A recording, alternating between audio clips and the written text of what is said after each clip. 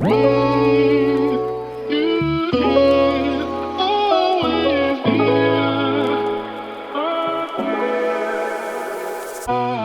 world is complex, the Bible is complex. Human existence is a tangled ball of experience, perception, and understanding. Ravel is a puzzling word, denoting both a tangling and untangling. This podcast attempts to hold honest conversations in good faith. Some ideas expressed in this podcast will be challenging. Others will be obvious. When a PhD in biblical interpretation and a habitually podcasting man-child discuss matters of society, scripture, and scandal, you get Ravel.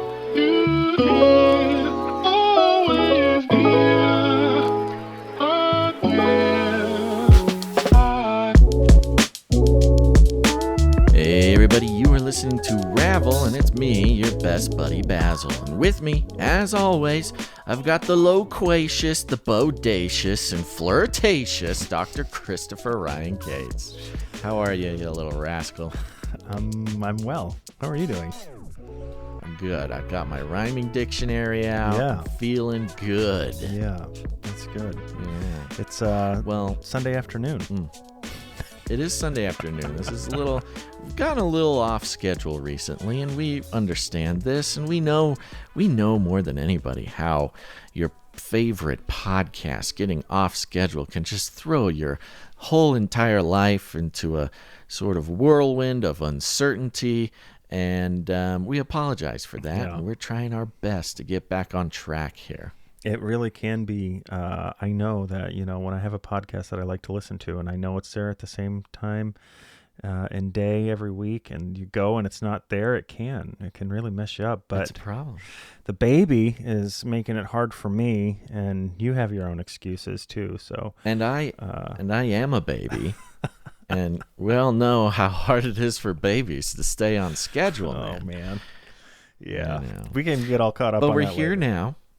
Yeah, we're here now, and we've got an episode here. If y'all remember, we did an episode with Dr. Cory Barnes a few episodes ago regarding, oh my goodness, all sorts of fun things. But most excitingly for me, a tool in the toolbox of how we look at the things in the Bible, the stories, the lessons, the morals, the sea monsters, things like this. And I got a lot out of it, and I think a lot of people got a lot out of it. But you got a little something extra out of it, Chris. Yes. Which was some material. Yeah, it was a lot of the things that we talked about with Cory. Those are things, and you had even mentioned in your Bible college and your theological training, you were familiar with a lot of those ideas. I had heard about a lot of them too.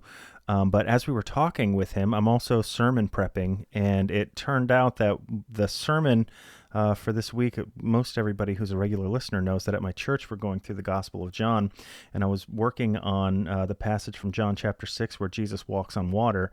And there was this theme, there of the water and the sea, and kind of some of the same elements that we were talking about with Cory, and those started kind of overlapping with the construction of my sermon, and it ended up being, I got a lot of really positive response on the sermon. Praise the Lord. I never take that stuff really like to my head or anything, but it's evidence hopefully that the Lord is in the midst of it. But I thought, man, we were kind of off schedule and didn't get anything really like an official episode recorded. And I thought, well, this is ended up being a really fun sermon. And we got some positive feedback from the sermons that we had posted previously. So I figured, hey, maybe the people wouldn't mind, for one more. And basically what you're going to hear is an opportunity to kind of hear how some of the things that we learn as we're having these, theological conversations in academia and things like that, how they can work their way into a very practical Sunday morning Bible teaching. And I just thought it would be a really kind of cool, peek behind the curtain for everybody, peek into maybe kind of the way that some of my sermons come together sometimes. And then it gives you and I a week off too. So there you have it. Yes. Yes, yes. Well, I'm very excited for it, as I always enjoy your sermons there, Dr. Chris, and I think everybody else will, as usual, should take out your Bibles if you brought them, turn to John 6. chapter 6, and just keep a bookmark in there, keep your finger in there while we do some announcements. And those announcements are, I wanted to give a quick shout out, Chris, if you don't mind. Don't want to take too much time, too much attention away from the deep things that the Spirit is moving beneath the tumultuous waters I'm about of our to have souls. an uninterrupted hour, so take your time, buddy. Mm-hmm. Okay. Oh, be careful. You know how I love to take time. But I do want to give a shout out to Candace. Candace is a new listener. Candace was introduced to the podcast by Timothy. And you know what? Timothy is trying to help his mom out, find some new podcasts. And Ravel was one of them that she actually seemed to enjoy. So I want to give a big old shout out to Candace. Thanks for listening, Candace. We hope you enjoy more episodes, including this one. And I think you will. And look, it's okay if you don't really enjoy some of my other work. It's okay. I'm not for everyone. That's why you do multiple different podcasts. A little something for everyone here in the Basilverse. So thank you, Timothy, for bringing your mother Candace into the future, which is the present, which is podcasts. And Chris, you're cool too. Oh, yeah, thank you. Always glad to have new listeners however we get them. A nice mix. If she's tuning in to hear you, well, she might not enjoy this one too much. Oh, no. See, I think Timothy was doing his best to give her options, but it sounds like Ravel stuck, and that's what counts. Yeah. Thank you very much, Timothy, and thank you very much, Candace. Big ol' shout out to you. And with that, I'm ready. I'm ready for some church-in. Chris, are you? I'm definitely ready. Always ready for church. Okay. Here we go. And away we go.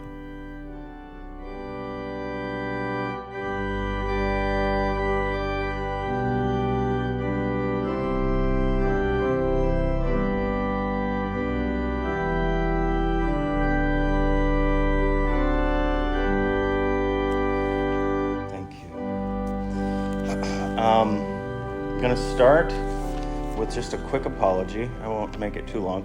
But last week, I didn't even realize until after the service was over how long I was up here talking for. Did any of you notice? Oh, good. Yeah, well, everybody says that. Anyway, it was a record. That was a personal best for me. We passed the hour mark. Didn't seem like anybody was falling asleep, which is good. I try to pay attention to that, but still trying to figure out how to do a nice, 45-minute sermon. And it's just difficult because there's a lot of things to talk about and a lot of things to say. So I'm going to try to be real concise and precise today, but I'm actually really excited because I think this is going to be so fun. It's funny how it works because you start thinking, we know we're in John. Everybody knows we're in John. Here we are in John. And so we kind of know, what's going to come next week. We finish the verses for today, and then next week, we pick up right where we left off in the gospel. So I have the whole week, to be thinking and preparing.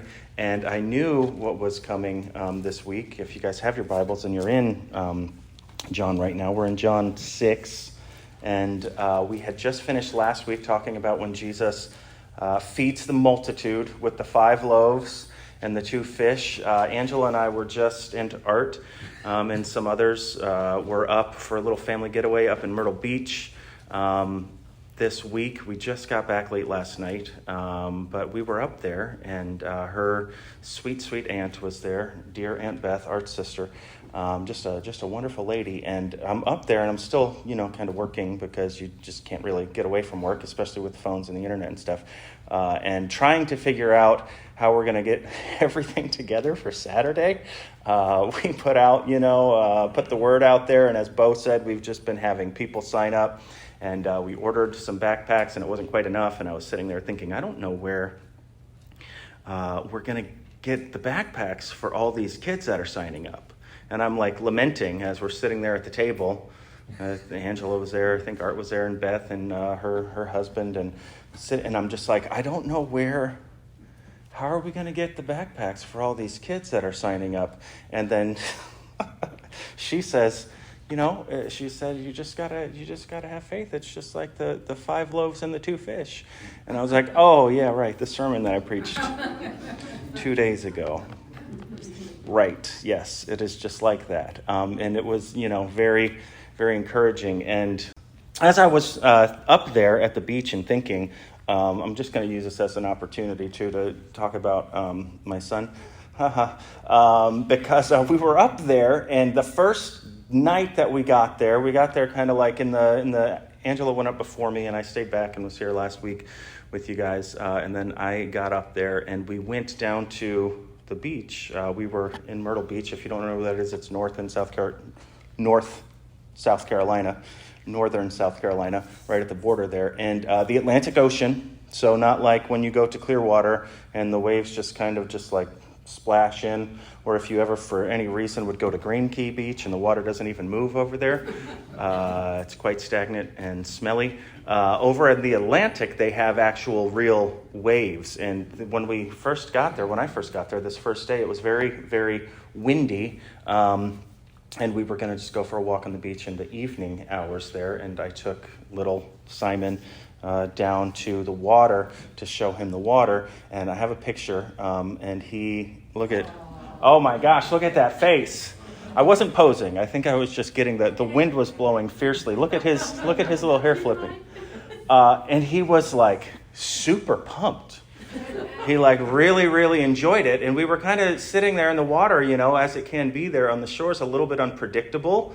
And we're in, a couple centimeters of water at that point. And next thing you know, you can have, a little wave come in that's, 6 inches tall, maybe even a foot tall. The water can get right there before it comes back out. And some such thing happened as Angela was being the professional photographer there. And in this next picture, you can kind of see that he starts to look a little more like this was really cool. And then he started to kind of like he was looking at the intensity of the waves that were coming in. And it was probably just moments after that that he just started crying. That he just seemed very, very scared. And I was thinking, yeah, it can be frightening. I don't know if one of the waves came up and it got like the water kind of splashed like up over his knees, and he was like, and he starts crying. And he's kind of scared, but I picked him up after that, and then I kind of held him, and as I was holding him, at my shoulder, well, then he kind of just sat and stared, and he was just staring out at the water, just staring at the ocean. And I didn't even want to leave because he would not be bothered to look at or to see anything else, and he was just kind of staring at the sea, and he felt much more secure up there with me, obviously, and out of the water. But as I was thinking about our text for this week, not just an opportunity for me to show you adorable pictures of my chunky little son, but it got me thinking about how a lot of times in life that is us.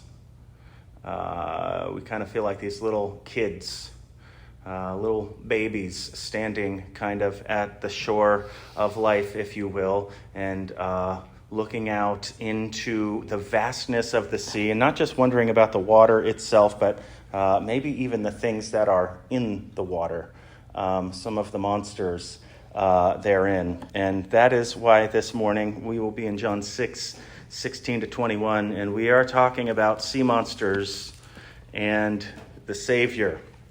And you might be thinking to yourself, well, I don't believe in sea monsters. And I would say that most of us would say that we don't believe in sea monsters until we should go out to the beach and we start wading out into the water little deeper, and then you get to that place where your toes can't touch the bottom anymore. For some of us, it's a little closer to the shore than others. And then all of a sudden you're kind of lifted up and your feet can't touch anymore. And I think kind of in those moments we all start believing in sea monsters very, very quickly. The idea that we are out of our natural habitat, that is solid ground and dry land. It requires much effort to tread water and to swim and to keep ourselves alive. We can't breathe out there in the water. We couldn't if we were stuck. Drink any of the water. There's nothing to eat. It is a wasteland for humans such as us out in the water. I actually was just because I was doing all kinds of reading and research, the longest that anybody has ever survived out at sea was 462 days. A guy in a little 12-foot fishing boat, and his motor broke down, and he had another guy there, two guys, they were out shark fishing, motor broke down, and they were adrift at sea helplessly. In that year and a half, he covered almost no ground, no territory. He didn't go very far. He was just kind of stuck, just floating around out there with no way to get back. His guy that was in the boat with him, it's really an interesting story, died about 2 months in, and he left him there on the boat for about a week, I guess, because he didn't want to be alone. And eventually he gave him a burial at sea, and then he started eating all kinds of sea turtles and birds for some reason were landing, there on the boat, and he figured out how to catch them, and then he was trapping rainwater in a 5-gallon bucket that he had for a year and a half. So pretty remarkable to think, and we're all sitting there thinking, well, that seems impossible. And yes, it does seem impossible because the ocean is treacherous. And it is vast, and it is kind of the vastness of it. It is that unknowability of it that in a lot of ways evokes fear in us. I don't know if you have ever been out deep into the ocean. If you have, you've presumably been on a boat. You have seen it maybe if you've been flying, but you get out there and it's in the middle of nowhere. There's nothing out there. And if you should ever have a thought, I've been thinking about it this week just for the hypothetical thought of being out in the water and just kind of get tossed overboard. You fall off a cruise ship or something in the middle of the night and no one knows, and then the cruise ship just sails away and you're just in the middle of an ocean waiting for something to eat you. Real sea monsters, a giant squid or a shark or any other, little thing. Seaweed at that point brushing across my leg would probably give me a heart attack and kill me. But the oceans are vast. Some ocean facts for you. If you did not know this, Earth's oceans cover 71% of the surface of the Earth. That's a good amount. They contain the oceans. 94% of all known wildlife is actually out there in the water somewhere. And despite all of the scientific advancements that we have made throughout the years, we have still only explored 5% of the entire ocean. 5%. So it's really, really big. Somewhere around 15 vessels are lost at sea every month. Did you know that? 15 vessels, and those are from small little fishing boats all the way up to big cargo ships, are lost at sea every month. Some of them, sometimes, they are able to get the Coast Guard to come in and the people are rescued and just the ship goes down, and then sometimes the whole ship goes down. The largest shipwreck that ever happened was a passenger vessel. This was in 1989 or something recently. Some of you might remember this. I was a child, but it like a cruise ship, something went down, and 4,000 people drowned in the ocean after this cruise ship went down because they came into some bad weather and they just ship went down. There's nothing you can do out there. If you've ever watched, did anybody watch Deadliest Catch? Did you watch that show? I used to love that show. The ocean, it just gets crazy. It is chaotic out there. The waves, I believe the largest recorded wave ever was after an earthquake, and that was somewhere in Alaska. That was 1,700 feet tall. A wave, 1,700 feet tall. That's what we call a tsunami. Generally, the naturally occurring waves that are just out there, though, in the ocean on just any blustery day deep out to sea can get up to 100 feet tall. And that's enough to capsize any boat that you should send out there to sea. There's this really, really interesting poem that I love. There's a band, probably my favorite band. I think the name is Thrice, and the guy who writes the lyrics for them, his name is Dustin Kensrew, and he's just really, really brilliant. They put out this album called The Alchemy Index. No, that's not it. They put out this album called The Alchemy Index, and in it, he talks about the 4 different elements, and then he writes a sonnet for each one of the 4 elements: earth, fire, wind, and water. The one that he writes for water is this one. It's called Kings Upon the Main, and he writes it from the perspective as if the sea were talking to humanity. And he does one of those for fire, and he does one for earth, and he does one for the air. They're all incredibly compelling when you listen to them. But this is the one that he writes as if the sea were talking to humanity. And this is what the sea might say. The lesson you do well not to forget. Your life could be the one its wisdom saves. At sea, where you're beleaguered and beset, on every side by strife of wind and waves. Despite the best of maps and bravest men, for all their mighty names and massive forms, there will never be and has never been a ship or fleet secure against the storms. When kings upon the main have clung to pride and held themselves as masters of the sea, I've held them down behind the crushing tide till they have learned that no one masters me. And that is the reality of the ocean, of the great waters that basically surround this entire earth, is that they cannot be mastered. And we are mastered by them in many ways. It's not very difficult to understand why, for ancient people who had limited access to these waters, that they were a mysterious and scary place. Interestingly, in this day and age, we have more access to the cosmos than the ancient world did to the great deeps of the ocean. That we actually can come and go more effortlessly into outer space than ancient people could go out into the depths of the water. People did not leave the shoreline. You would not sail a ship outside of the view of the coast for many, many years. Most people think it was probably the Vikings around the 800s who really were the first ones to start to say, we're just gonna go that way and just see what's out there, and just started sailing. But in the time of Jesus, of course, the first century, nobody had sailed and traversed and gone out deep into the waters anywhere. They were terrified of them.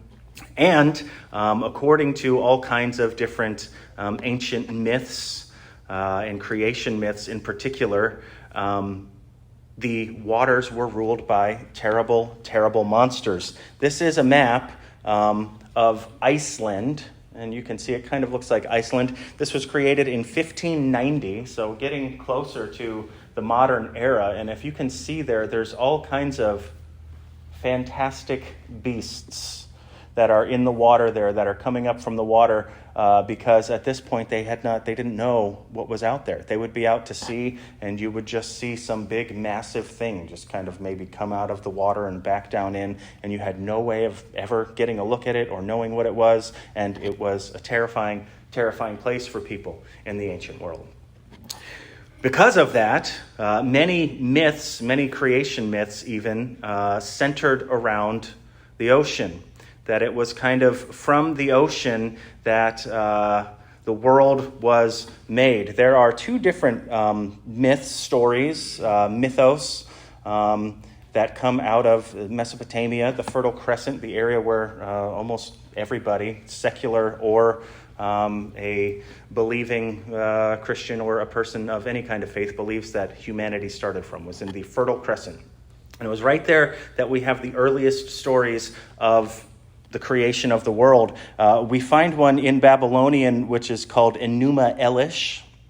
And in Enuma Elish, you have basically this sea monster, Tiamat, who rises up out of the sea and challenges the god Marduk.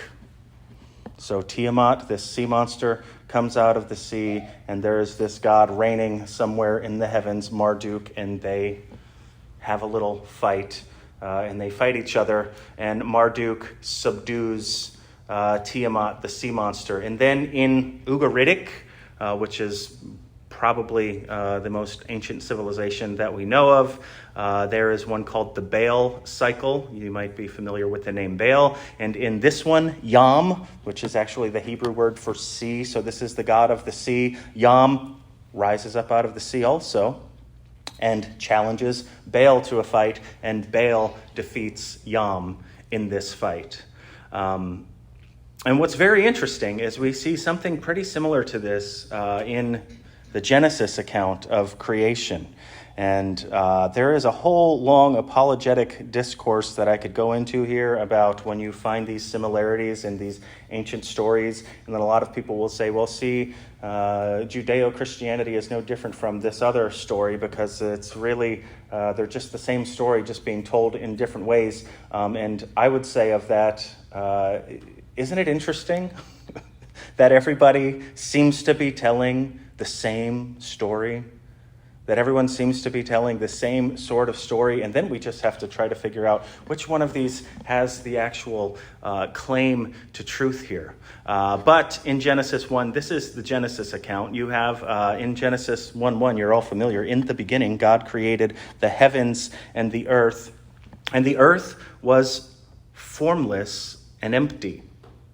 And darkness was over the surface of the deep, and the Spirit of God was hovering over the waters. So in Genesis, what you have is this, what seems almost like this pre-existent, watery, chaotic mess that is the earth. It makes up the whole earth. It is this watery chaos, and it is described there in Genesis as being formless and void. It is the Hebrew tohu vabohu. It's very interesting that it rhymes. It is just tohu and bohu, and it means formless and void. And another way to understand those words, tohu can mean formless. It can also mean confused. It can mean chaotic. Or we can suggest that it means that there was no order, that it was without order. And then bohu is void. That's where we get the word void. It is empty, barren, and containing no life. So in the beginning, what the Bible tells us is the earth was chaotic and without life.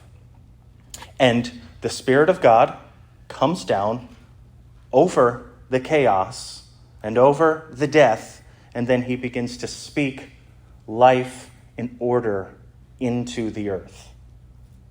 And this is God coming down from the heavens and ruling and reigning over the chaos of the sea. The point that God is making in the creation account is that he's speaking order in life into chaos in death, and it is similar to Enuma Elish and the Baal cycle, but it is also very different. However, the Jews did play off of some of the ancient mythos there. And perhaps there's something actually true about this. It's hard to say, but in Genesis, or rather in Psalm 74, we have this past account where God, it says in Psalm 74, verse 12, "But God is my king from long ago. He brings salvation on the earth. It was you who split open the sea by your power. You broke the heads of the monsters in the water. It was you who crushed the heads of Leviathan and gave it as food to the creatures of the earth." So there is this kind of mythological creature that comes up out of the sea, and the writer of the Psalms here is saying, you are the one who defeated the sea monster. Whatever treacherous, evil thing it was that came out of the deep and wanted to consume all of us, you defeated it. You crushed its heads, multiple heads, very interestingly. This is a past event. You can see all of the verbs there are in the past, and then we also have a future event of this in Isaiah 27. "In that day the Lord will punish with his sword, his fierce, great, and powerful sword, Leviathan, the gliding serpent, Leviathan, the coiling serpent. He will slay the monster of the sea." So you have this past event that takes place where God slays this sea monster, and then you have this future event which is going to take place where God slays this sea monster. If you want a really good description of Leviathan and what this creature was, you can read Job 41. We don't have the time to get into that today, but in a certain sense, God has already destroyed the sea beast at creation. He spoke, if you want to say that death and chaos was personified in the sea beast, then God destroyed that at creation.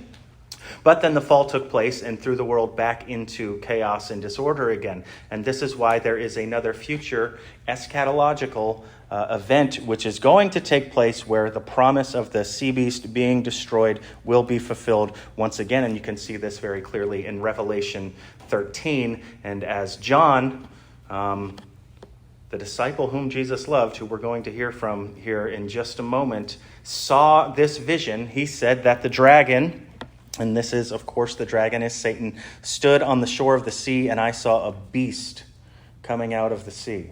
So you have, again, this imagery that's being played on of these monsters that are coming up out of the sea. It had 10 horns and 7 heads with 10 crowns on its horns, and each head had a blasphemous name. The beast I saw resembled a leopard, but he had the feet like those of a bear and the mouth of that of a lion. The dragon gave the beast his power and his throne and great authority. So this is, of course, if you have been here on any of the Wednesday nights when we've been talking about these sorts of things, this is a prophecy of the Antichrist, the dragon being Satan, and then the beast being this human person who is described poetically as rising up out of the sea. That there is this adversary that comes up out of the sea, out of the depths, out of the darkness, out of the chaos, and is coming to consume, in Revelation, the people of God. So we have this idea that God has already defeated the sea monster, though the full reality of that has not yet been actualized. And this is something called the already not yet, and it is a tension that we live in the Christian life, the already and not yet. And it's most easily demonstrated in Jesus' victory at the cross, that death and sin was already defeated. Death and sin has already been defeated, but we are not yet living in the reality of that victory. We are, kind of, but its full reality will not take place until Jesus comes back down and takes us all to be with him. At that point, it is all fully and finally actualized. In the same way, this defeat of this enemy has not yet actually happened. And in this already not yet is where the Jews were living. They were living in this tension of God has been victorious over his enemies, but we are not yet living in the reality that God has actually conquered them. We see this immediately in their context as they were being ruled by Rome. And then, of course, we see this in the spiritual sense that there were spiritual forces at play all around them. that there was all kinds of spiritual warfare going on, demon possession, all of these sorts of things that we see in the Bible, all kinds of idol worship, perhaps even the manifestation of demons themselves. So God has already won the victory, but it hasn't actually been realized just yet. So they are living, the ancient people, and particularly the Jews, in this reality where sea beasts, sea monsters, these spiritual forces of darkness are a very, very real thing.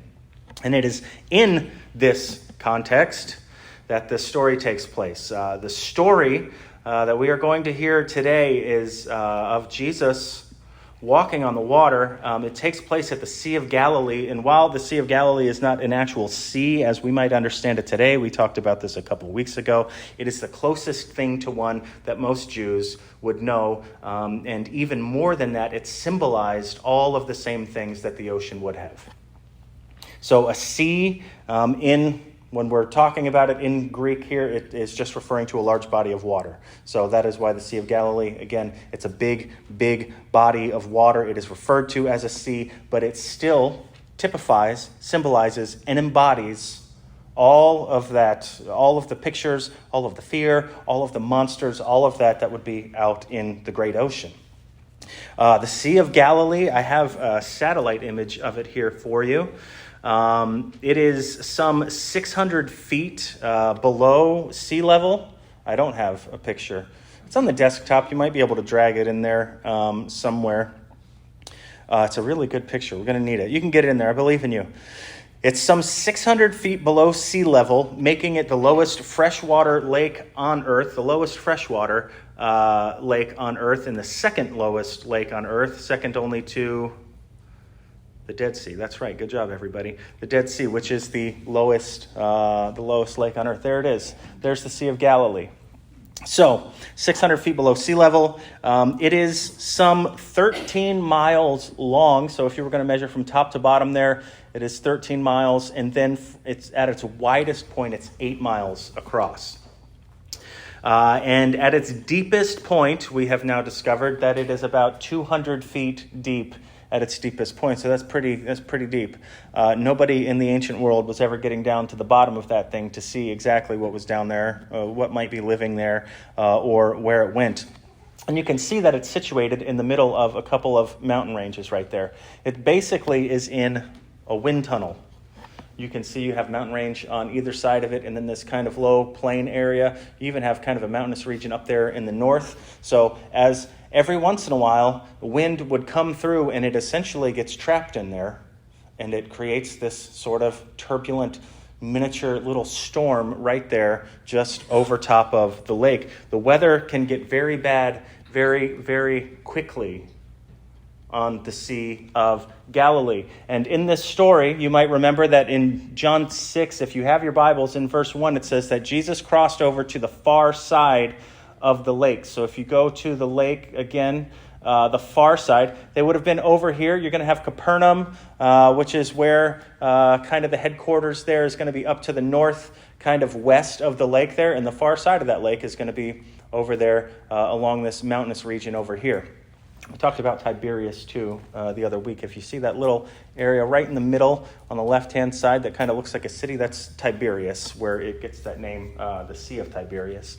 But the disciples are somewhere over here on this eastern coast, and they are now getting ready to go back over. If we read the Synoptic Gospels, that is Matthew and Mark, their account of this story, it says that after Jesus performed that miracle and fed the 5,000, he encouraged the disciples, get into the boat, go back over to Capernaum, head on over there, and he said, I'm going to stay here and talk with the people. And Jesus stayed, ministered with the people. Then it said he went up on a mountain somewhere over there. He went up onto one of these little mountains over here to pray, and the disciples went back across the water. So that brings us to our text today, John 6, and in verse 16, it says, when evening came, his disciples went down to the lake, where they got into a boat and set off across the lake for Capernaum.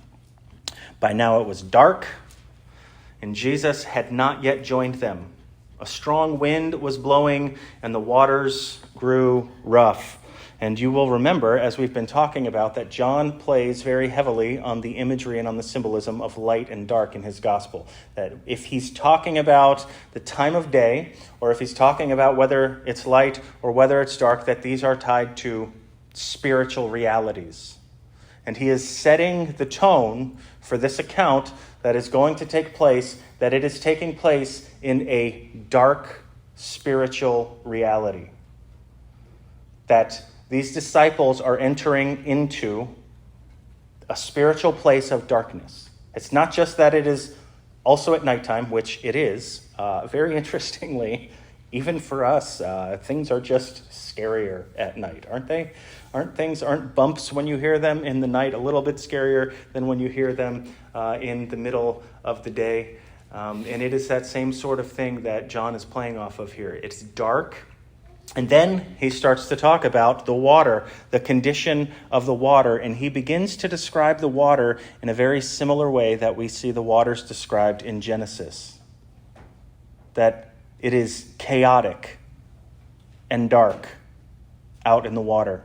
And this is the place where the disciples find themselves. They find themselves in this chaos, in this darkness, and you can imagine that they are starting to become scared. Three of them, at least we know for sure, Peter, James, and John, and Andrew, four would have been seasoned fishermen. But the others, you have a tax collector on there. He probably hasn't done a whole lot of fishing, hasn't been in a boat too much. You have, one of them that we know was just kind of a religious zealot. He probably wouldn't have been too brave at sea. And very interestingly, too, if we have not talked about this in here before, there's really, really good reason to believe that all of the disciples were, save Peter, were probably under the age of 20. Because that was the age when you had to pay the temple tax, and we have this very interesting account that happens with Jesus and the Pharisees. And the Pharisees ask Peter, why doesn't your rabbi pay the temple tax? And Peter says, I don't know. And then he goes and asks Jesus, and he said, why don't we pay the temple tax? And then Jesus said, because it's my Father's temple, and you don't pay taxes to your father. But he says, in order to shut them up, he said, go down, and this is when he goes and catches a fish, and you'll find a drachma in its mouth to pay the temple tax for me and for you. And he only pays the temple tax, Jesus does, for Peter and for Jesus. But the Pharisees, when they're asking, are talking about all of the disciples. But Jesus sees need only to pay the tax for the two of them, which very interestingly might point to the fact that under Jewish law, you didn't have to pay the temple tax until you were 20 years old. So all of the other disciples may very well have been under the age of 20. So you might have had a bunch of teenage boys, basically, out in the middle of this crazy, crazy storm, in the middle of this spiritual darkness. And John even goes so far as to tell us how far out on the water they were. He said when they had rowed about 3 or 4 miles, of course, John didn't say miles, he used stadia, but we do the conversion there so that we have an idea of what that actually means, but 3 or 4 miles. So if you remember at the widest point up north there where they were, it's about 8 miles across. So they are quite literally right in the middle of the sea. They're right in the middle. When they had rowed that far, Jesus approached the boat, walking on the water, and they were frightened. It is quite interesting that in John's account, he doesn't mention the disciples being frightened until they see Jesus, and hang on to that. We're going to get there in just a moment. But they presumably, the disciples, were scared because they thought that they were seeing a manifestation of all of the ancient myths right before their very eyes. That as they're out there in the water, you can imagine they're starting to think, I wonder if any of those sea monsters are actually real. I wonder what's going to happen if we end up in the water.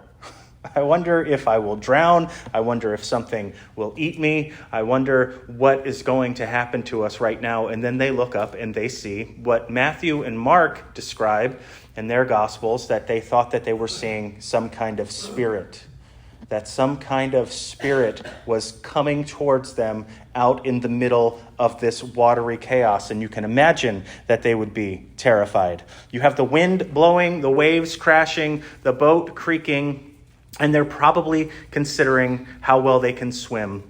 and what might be waiting to eat them in the water.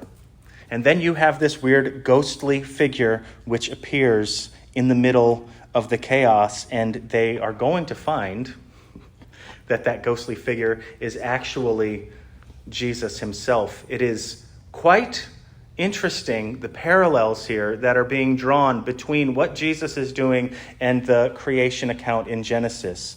In Genesis, you have God creating and ordering and forming in the middle of chaos and in the middle of fear by the word of his mouth. That it is the word of his mouth that dispels all fear and all chaos. In Genesis, it tells us that the Spirit of God is hovering over the waters of chaos.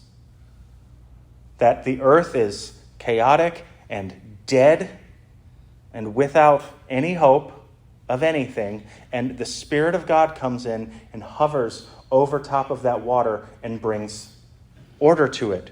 Here, you have the very same thing taking place. You have darkness and chaos and the prospect of death, and then you see Jesus come walking on top of the death, on top of the chaos. And we just talked about the light and dark symbolism. Don't forget about the other primary form of symbolism that John uses in his gospel, which at this point we should all be well aware is water. That every time you see water, it also is pointing beyond itself to some kind of spiritual reality. That when John talks about water, water itself always represents something very human, some kind of human system, some kind of human concern. And then it's contrasted with a spiritual reality. So at Cana, you remember at Cana, you have the water. The water at Cana was being used for ceremonial cleansing. It is a human system. So God, it comes in, this human system, which they would make themselves ritually clean, but can never make you actually clean. Jesus takes that water, he takes that human system, and he turns it into wine, symbolizing his blood, symbolizing the thing that actually makes you truly spiritually clean. So the human, and then the spiritual.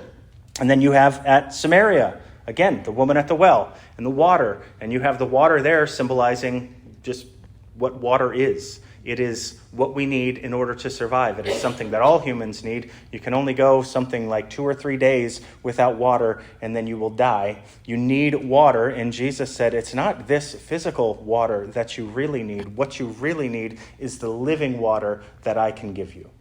And he contrasts this water in this well, in Jacob's well, with the water that is inside of him that he can give to any one of us that will well up in us and become a source of living water. So you have that one. Then you have the pool of Bethesda, which we just talked about a couple weeks ago, and you remember the water there.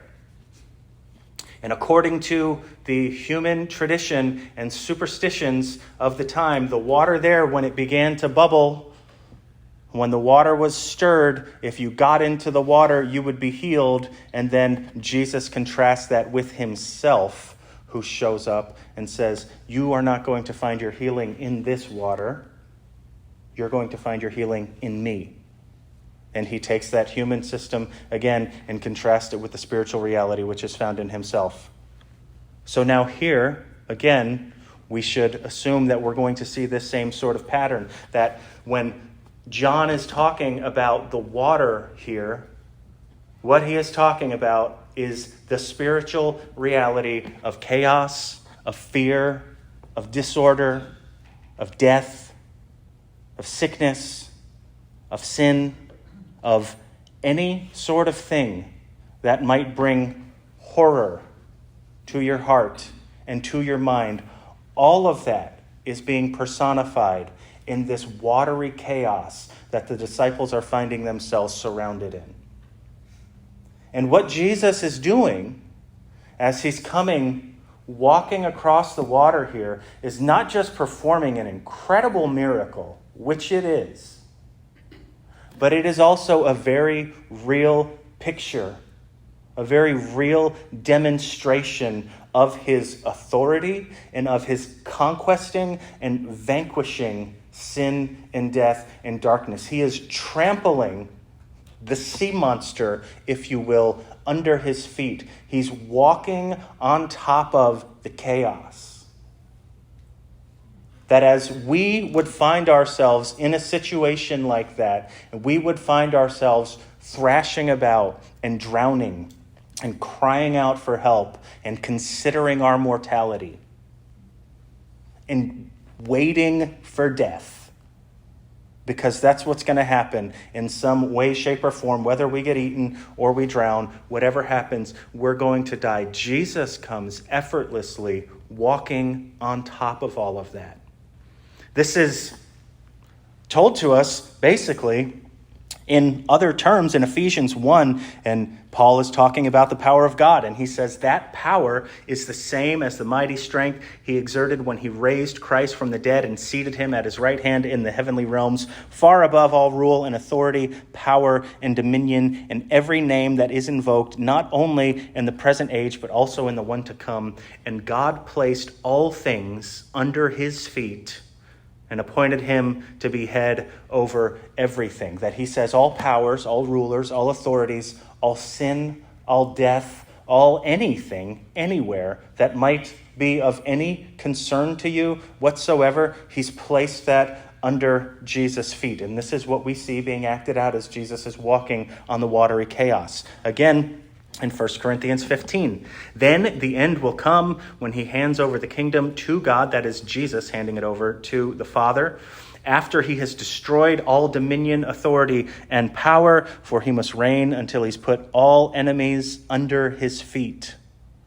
The last enemy to be destroyed is death, for he has put everything under his feet. And you see this again, that this is a picture that the greatest enemy that we had, is death, is Satan. Satan being personified in the Antichrist, being personified in the monster, the beast that will eventually rise up out of the sea. And what Jesus is doing is demonstrating his authority over every single one of those things by trampling on them, by walking right over top of them. And what's really cool is that he also gives us that same authority. In Luke 10:19, he says, I have given you authority to trample on snakes and scorpions and to overcome all the power of the enemy. Nothing will harm you. In Psalm 91:13, you will tread on the lion and the cobra. You will trample the young lion and the serpent. And what Jesus is saying is, in the same way that I can just walk on top of the enemy, in the same way that I can just walk on top of sin and death, that it doesn't consume me, that I don't get swallowed up by it, I have given that authority to you as well. We actually see this in Matthew and Mark, in Peter. Jesus shows up and he says, it's me, guys. And Peter says, if it's really you, tell me, and I'll come out there on the water too. And of course, Jesus grants that to Peter, and Peter goes out and walks on the water right next to Jesus. Of course, after he takes his eyes off of Jesus and puts his eyes back on his problems, he begins to sink down into the water. Jesus chides him for having not much faith. Poor Peter. Oh my goodness. He's the only one that got out of the boat, and Jesus said he had no faith. But he will give us that same authority. So it's not just one that he has, but it's one that he shares with us. And then he says, Jesus, going back to our story, picking up in this verse, he said to them, it is I, do not be afraid. And this is typical of any description of any theophany, that is a manifestation of God in the world around you, a personification of God in the earth, a theophany. The natural response of the people seeing it is that they are terrified, and that Jesus or God says, don't be afraid. Happens with angels too. It's funny, there's a bunch of memes that are out there, the little pictures with the captions on them, the memes, and they have them with these angels. There's a guy who did this artwork, and he tried to actually draw angels as they're described in the Bible, not like, a little Simon with wings and a harp like that, but like how the Bible actually describes angels, like with having like a head, with like 4 faces on it, and they're covered with eyes and have 6 wings and all of these different things. So this artist, I should have put a picture on here, he drew a picture of these crazy looking angels with all these wings and eyes and heads, and it's standing, in front of a person, and they're saying, "Don't be afraid." It's just me, a messenger of the Lord. I'm assuming when God sends them to talk to people, they look probably like humans, probably. And of course, there's all varieties of angels. But anyway, people see heavenly creatures, and they're very, very afraid. But what is even perhaps kind of more interesting here, this is the first time that Jesus uses an "I am" statement. In the Gospel of John, there are 7 "I am" statements, and he says, it gets translated in English, it is "I," which is in Greek actually ego eimi, and ego is just the singular first person pronoun "I," and then eimi is the verb "I am." So that is how you would say "I am." So what you have when you have the proper noun there added to the verb that already contains the noun, because in most other languages, nouns are actually contained within the verbs. So what you have here is an emphatic "I." So if you have an "I" there and then another verb that is "I am," then it would be an emphasis. It would be "I am." And that's essentially what Jesus is saying. He shows up and he says, "I am." In order to make it make more sense in the context of the story, when translators translate it, they translate it to "it is I." He's presenting himself. But what he is literally saying, and of course he didn't say this in Greek, he said it in Aramaic, which is very close to Hebrew, and you'll see there the Hebrew, which Bo talked about 2 weeks ago, the tetragrammaton, the Hebrew word for God, that is the Yod He Vav He, which is essentially "I am." He would have said it, Jesus would have, in Aramaic, pretty close to Hebrew, but essentially what you have is Jesus shows up, and if there was any doubt in the disciples' mind who they were looking at that moment, it was all dispelled when he spoke the name of God. He came walking across the water and said to the disciples, "I am. It's me, God. Don't be afraid. Here I am." And he presents himself to them as God. Of course, the terror that befalls them, John talks about this in Revelation 1. The same John who's writing this gospel account, he says, "When I saw him, I fell at his feet as though dead. And then he placed his right hand on me and he said, 'Don't be afraid.'" So this would probably be John when he finally writes Revelation, whenever that takes place. There's certainly up for discussion, but he probably remembers this is not the first time he's seen Jesus calling himself the "I am" God and telling him not to be afraid. In verse 21, after Jesus shows up, it says, "Then they were willing to take him into the boat, and immediately the boat reached the shore where they were heading." And it seems that what John is telling us in this story is that the goal of trying to reach the land was immediately achieved with Jesus' entry into the boat. But as John kind of has a different take on what is going on here than do Matthew and Mark, and that being probably most easily recognized in the fact that he doesn't say anything about Peter walking on the water, you would think that that's a pretty important detail that you would want to add there. Yes, Jesus on the walking on the water, super cool.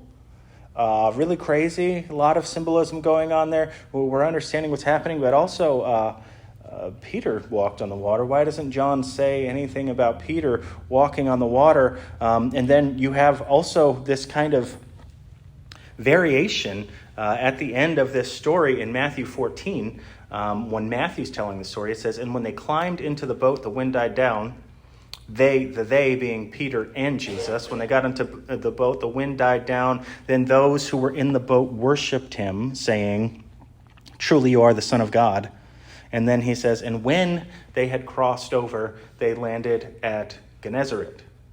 So it seems that there was still some more traversing to do in Matthew's gospel. And then in Mark 6, it says, "And then he climbed into the boat with them, and the wind died down. They were completely amazed, for they had not understood about the loaves." This is a point that Mark is trying to make in his gospel, which is quite different from the one that Matthew and John are trying to make. Their hearts were hardened, and when they had crossed over, they landed at Gennesaret and anchored there. So you have this difference in the story, which is always very interesting when you run into these disparities between gospel accounts. You will have skeptics and critics of the Bible who will point to something like this and say, see, John said they were magically and immediately teleported over there, and Matthew and Mark said it still took them a little bit of time, so you can't trust anything that's in the Bible. It's pretty ridiculous claim, to be perfectly honest, anybody who would try to make a claim like that. This is something that actually happens quite often when you have retellings of stories. Just spending some time with Angela's family this week, and there were several stories that were retold by various family members about, whatever, when Angela was little and apparently just not more than a year old and could climb out of her crib and, as soon as they put her in there and she'd lay down, and next thing you know, she'd be out of the crib and running around in the room. Hope that doesn't run in the family there. We'll find out soon enough, I suppose. But it was interesting to hear her and her uncle go back and forth and try to remember, that story and tell it how they understood it. And I think that what's happening here is what you have is that John is telling this story as he remembered and as he understood it. And I think one of the things that's primarily different is it's really no wonder that John kind of leaves Peter out of it, because John's focus is on Jesus. It's not to say that what Peter did wasn't cool. It was really cool, but John wants everybody's eyes fixed on Jesus. He wants everybody focused on Jesus in this moment. And I think that that's exactly what happened, that when Jesus gets into the boat, John was standing there. It says in Mark, they were amazed. It says in Matthew that they were worshiping Jesus when he got onto the boat. And I think that probably in John's mind, what happened was his eyes were locked on Jesus, seeing Jesus as this embodiment of God walking on top of fear and sadness and sin and death, and showing up to them in a very real and in a very tangible way, and recognizing him for exactly who he was. And Jesus gets into the boat and he begins to worship him. And in John's mind, he's staring at Jesus one moment, and then the boat's bumping into the shore the next. And that time spent there in the boat and at sea after it became calm was lost in a state of amazement and worship. And this is something that we all experience in our lives. It's something that Albert Einstein talked about and really described in his theory of relativity. And he says a really easy way to understand the theory of relativity is, he says, you sit and talk with a beautiful woman for an hour, and it feels like 5 minutes. And if you hold your hand over a burning stove for 5 minutes, it feels like an hour. And we've all experienced that before. And I think that what John is telling us here is that when he was in the presence of the God who just conquered all of his fears, who just brought peace into the middle of this chaos, who just brought order into the middle of what seemed like was going to certainly be his death, that he said it just was, we were there in the middle of the water, and all of a sudden we were just at the shore. And this is a picture that is described really, really wonderfully in Psalm 107. And just want to read this as we close. Misael's going to come and play another song here. But in Psalm 107, In verse 23, it says that some went out to sea in ships. They were merchants on the mighty waters. They saw the works of the Lord, his wonderful deeds in the deep. For he spoke and stirred up a tempest that lifted high the waves. They mounted up the heavens and went down to the depths. In their peril, their courage melted away. They reeled and staggered like drunkards. They were at their wits' end. You can see here the disciples in the boat. And then they cried out to the Lord in their trouble, and he brought them out of their distress. He stilled the storm to a whisper. The waves of the sea were hushed. They were glad when it grew calm, and he guided them to their desired haven.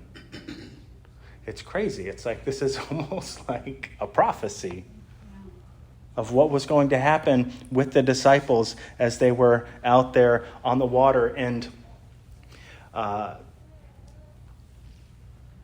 it talks about this chaos being brought into order, and that the storm is reduced to a whisper, and that the waves are hushed. And then as I was thinking and kind of reflecting on this whole picture, I thought about Revelation 15, and in Revelation 15, verse 2, it says, and I saw what looked like a sea of glass glowing with fire. And I had always kind of puzzled at a sea of glass. Like, what is that? What does a sea of glass have to do with anything? Why a sea of glass? And then as I was kind of studying and going over this sermon for today, I started to realize that, have you ever been out in the water, out when the water is just completely still and calm? We had a chance to go out fishing out deep into the water some time ago, myself and the boys, and the water was pretty rough out there that day. We were just kind of bouncing, across the waves on the boat. And I asked the captain, I said, is it always kind of like this out here, choppy, or is it always? And he said, oh, no. He said, sometimes it's just glass. It's just completely still. Even way out here 20 miles off the shore, there are times when the sea is completely still. And that's the picture that John is seeing when he sees the throne and when he sees heaven. Is that the sea, the watery chaos, all of the fear, all of the sin, all of the death, that all of that stuff that's personified in the dark, deep, troubled waters, he's saying it's all finally, once and for all, been put to rest.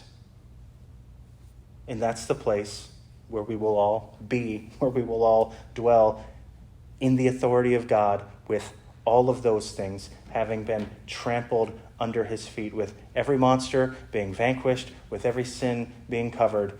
That's the place that we will be for all of eternity. And I don't know, each one of you, where you are at in that journey, I presume, because there are so few of you in here that I've had conversations with, that most of us have come into fellowship with the Lord in some kind of meaningful way, that we have given our hearts to the Lord. But the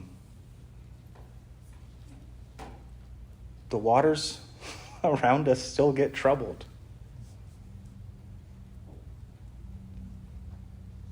It still feels like sometimes we're out in the middle of a big, vast, dark sea, and sometimes you honestly maybe just aren't sure if you're going to make it.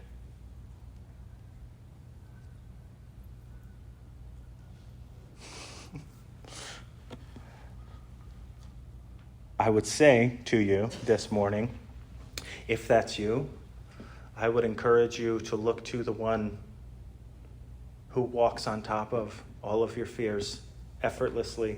Any struggle, any trial, any burden, anything that is going on in your life right now, it's already been put under the feet of Jesus, and he beckons us to come and to walk with him in the midst of that. I thought it was interesting as we were singing that song. I'm starting to get the impression that Messiah left or something. Did he? Cool. Nice. We have a plan for a closing song, which is going to happen here in just a minute. I don't know what it is. Bo's going to take over in just a second. But we sang that song about the deep, crying out to the deep.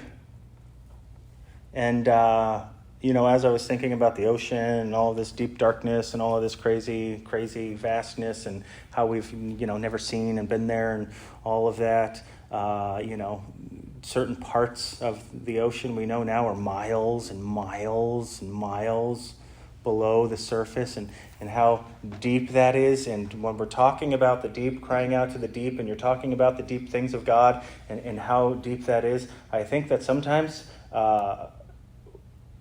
I at least forget that the human experience is something that is really, really deep.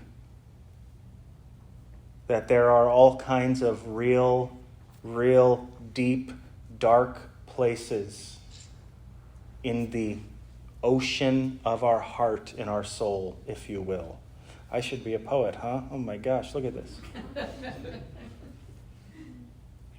That there's real hurt, and there's real pain, and there's real death, and ugliness, and monsters, and all of those things that lurk beneath the surface for every single one of us. And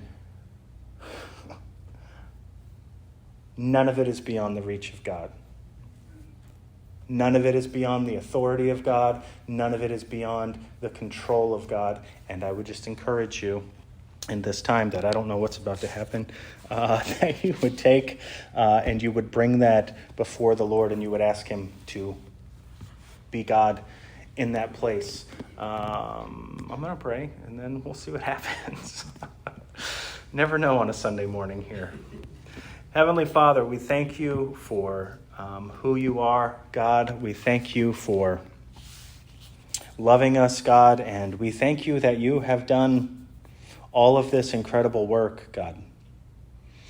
That when a situation for us is hopeless, God, that when we are lost at sea, that when we are being tossed around by waves beyond our control, God, that you just come walking out effortlessly into the middle of it. And it is my prayer, God, that for myself and for each one here, Lord, that in those areas of our lives, God, where we are being buffeted, God, where we are being tossed and blown about, God, where our feet feel unsteady, God, when we don't know sometimes even if we will be able to have the next breath of air in our lungs, God. I pray that you would show up in the midst of all of that. I pray that you would just come and that you would bring light and life and peace and order, God, wherever it is needed here among your children. So we love you, God. We thank you for all that you do for us. And we ask it in your name.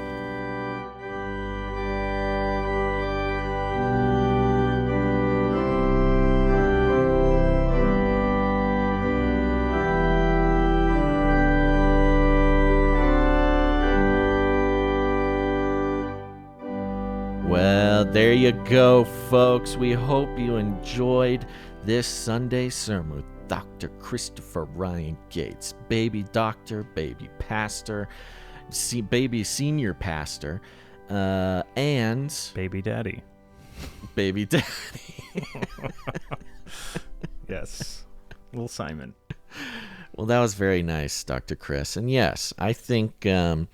I don't know, when we first started posting your sermons, we were kind of like, yeah, we'll do 3 in a row. We'll make it like a little mini series. It'll be fun, and it'll kind of give us a break. But now, I think it's kind of a nice addition to the rotation here. Yeah, soon you're just going to be my hype man, and every week it's just going to be you introducing me and then me talking and then wrapping it up at the end. I am willing to accept that. I think my core competencies lie in being a hype man. So I'm happy to do that. Yeah. But Let's not get too comfortable doing this too often, though. We gotta continue with the original content. Gotta stay in the saddle. Get in the saddle and stay in the saddle.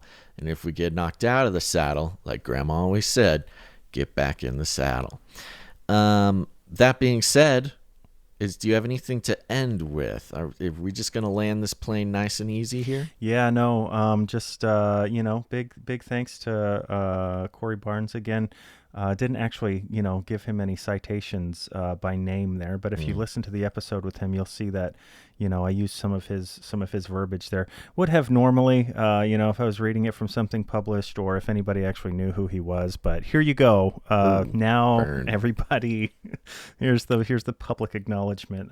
So Pastor Burn. yeah, that's kind of how it goes in all of life. We're kind of the sum total of all of these experiences and conversations. So I find that happening all the time. Stuff sometimes that you say, Basil, comes up in my day-to-day conversations, and I don't say, oh yeah, Basil said that. I just add it to the wealth of knowledge that I already have, and then people just think I'm even smarter than I am because I quote smart people. So there you go.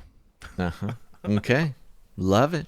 Well, and we hope you loved it too, folks. And remember, you can leave ratings and reviews over on Apple Podcasts. That's very helpful for us in ways that we are not able to help ourselves. You can help us by leaving a rating and a review. And it's not just a nice way for people to, to get a taste of what to expect or what people think of the podcast. But it's also a way for the algorithms and the robots to know to share the show with people who have never heard it before. So that's very helpful. If you're listening to this on Apple Podcasts, go ahead. Leave a rating and a review. It'll help us out very much.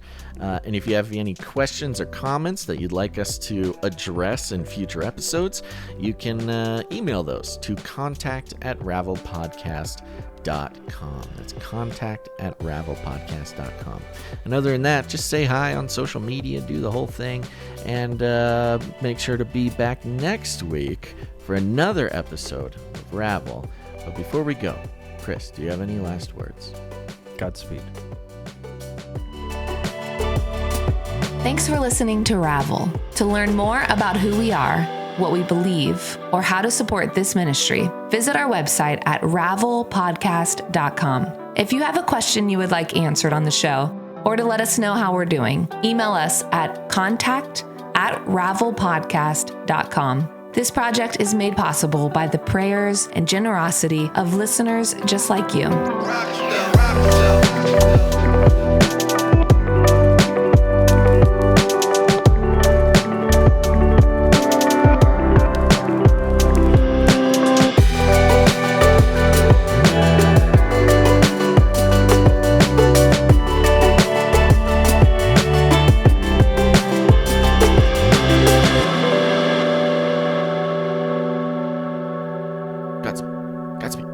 See how fast you can say it. Crispy. Because then it's like speed, it's like God's speed. That's good. I'll do it now as fast as I can. Okay. Did you hear it? That was fast. That was really fast. So fast that the internet wasn't even fast enough to deliver it. Well, you need incredible, some more truly supernatural bandwidth. speed. Yeah. Okay.